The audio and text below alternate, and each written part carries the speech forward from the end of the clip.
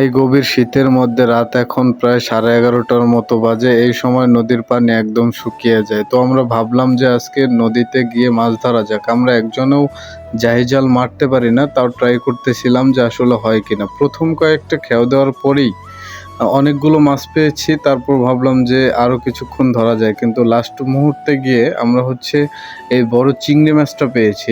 এটা দেখে আমাদের খুবই আনন্দ লাগছিল। আমার কাছে মাছ খাওয়ার থেকে ধরার আনন্দটাই বেশি ভালো লাগে। এটা যারা শহরে থাকে একমাত্র তারাই বুঝবে। এই শীতের মধ্যে এখন গ্রামের মানুষ সবাই ঘুমিয়ে পড়েছে, আর আমরা এখন এসেছি মাছ ধরতে।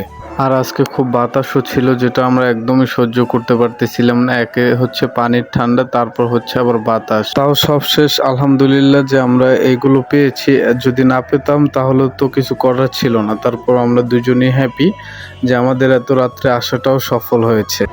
তো এরপর থেকে যেই কয়বার জালটা মারলো প্রতিটা বারে 2-3টা করে মাছ উঠছে। আমরা তো দেখে অবাক যে এত পরিমাণ মাছ পাওয়া যাবে, আমরা আসলে ভাবতে পারিনি। আমরা ওইভাবে প্রিপারেশন নিয়েও আসিনি, আমরা জাস্ট নৌকাটা নিয়ে আসছি আর জালটা নিয়ে আসছি যে 2-1টা খেয়েও দিব। নৌকাতে বসে যদি উঠে তাহলে তো ভালো, আর না উঠলে চলে আসবো। তো এখানে আসার পর রীতিমতো অবাক যে এই টাইমে নদীর ভিতরে এত পরিমাণ মাছ পাওয়া যাবে, তাও এই জাল দিয়ে। এই বিষয়টা আসলে আমাদেরকে অবাক করছে। তো সব মিলিয়ে সময়টা দারুণ ছিল, আমি মিস করব অনেক। তো সবাইকে বলবো যারা গ্রামে আছেন মাঝে মধ্যে এরকম মাছ ধরবেন, আর যারা শহরে থাকেন যদি কখনো গ্রামে আসেন সুযোগ হলে এরকম একটু ট্রাই করবেন। আশা করি সবার ভালো লাগবে। যানজটের ওই শহরে থেকে লাইফটা বোরিং না করে গ্রামে এসে মাঝে মাঝে এরকম এক্সপিরিয়েন্স নিলে মনটাও ভালো হয়ে যায়। মনে রাখবেন, আপনার জীবনে এনজয় না থাকলে আপনি ক্লান্ত হয়ে পড়বেন।